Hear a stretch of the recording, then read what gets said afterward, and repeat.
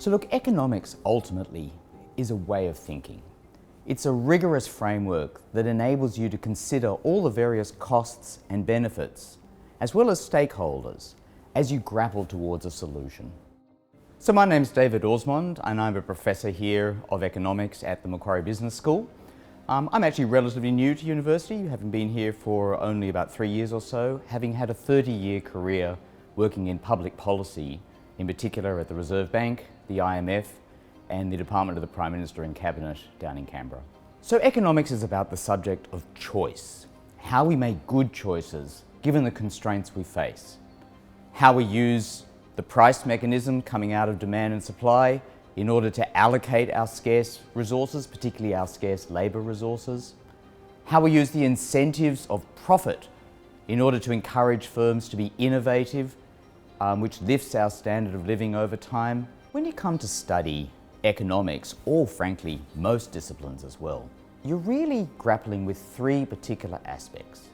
One is understanding the knowledge of that discipline, sort of standing on the shoulders of those who've been there before and being able to absorb the ideas, lessons and debates that have gone on before you as a way of being able to see where things stand and making you a more knowledgeable and more effective person from day one when you're starting in your working career after finishing a degree.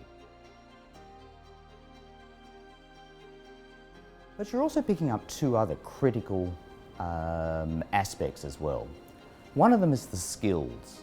Now I like to think of skills, cost benefit, applied finance, or so forth, as really the old mathematics repurposed into what's needed for society today.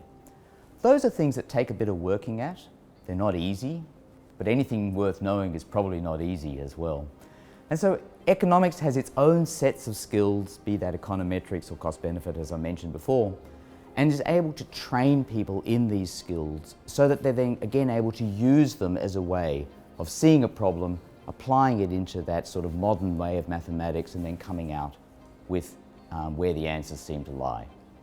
But the third component, which is really not specific to economics but all disciplines, is just as important about effectiveness in the workplace. That's what I like to call the capabilities. These are things like teamwork. How do you make sure that you contribute to a team so that the outcome is greater than the sum of the parts? How in your communications, whether that's written or oral, do you not talk about the 27 things you could speak that are relevant to the issue, but you focus on the 3 that really matter, and then have a dialogue about how closely you can come on those 3. They're the aspects I think that students really need to focus on as they study economics, but actually as they study any discipline whatsoever. The world is constantly very volatile, and there's always something you can focus on which is not going in the way you would like to. But we do as humans tend to focus on the downside, and we do miss the upside stories, which is a pretty impressive performance of how the world has gone over the last 50 or even 100 years or so. You know, just think about it.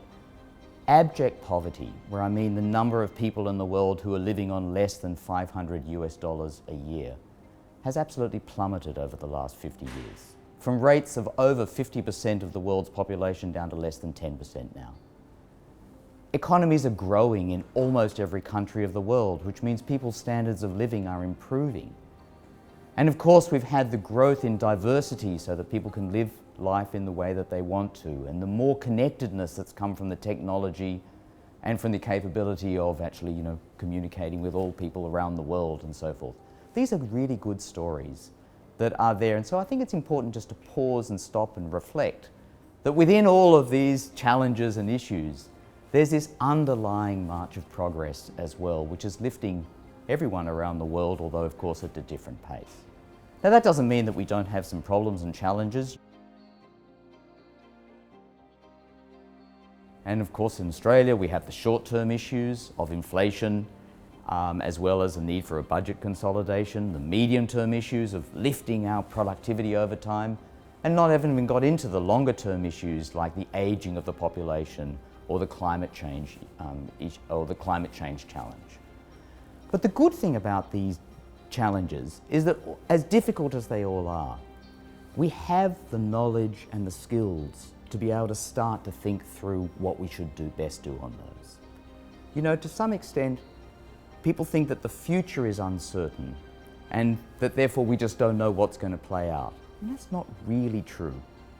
Much of the future we already know, the sorts of challenges we have to deal with, the way the world will go.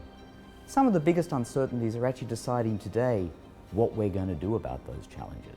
How should we address climate change? How should we address ageing?